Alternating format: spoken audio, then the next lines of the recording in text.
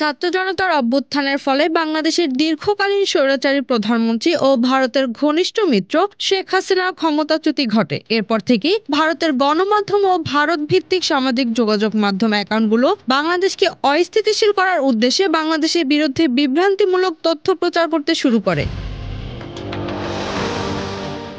বাংলাদেশের বর্তমান বাস্তবতার সঙ্গে ভারতীয়দের এসব প্রচার বা সংবাদ ভাষ্যের মিল না থাকলেও তারা অপপ্রচার চালিয়ে যাচ্ছেন। তাদের এসব প্রচারের মধ্যে বাংলাদেশের অন্তর্বর্তীকালীন সরকারের উপদেষ্টা পরিষদের সদস্যদের পটভূমি বা কার্যকলাপকে অবমূল্যায়ন করা বাদ যায়নি। সবকিছুকে ছাপিয়ে এবার তাদের গণমাধ্যমগুলো বাংলাদেশের অন্তর্বর্তী সরকারের শীর্ষস্থানীয় ব্যক্তি ও বৈষম্য বিরোধী ছাত্র আন্দোলনের সমন্বয়কদের মির্জাফর উল্লেখ করে তাদের ব্যাংক ব্যালেন্সের একটি ভুয়া তালিকা প্রচার করছে।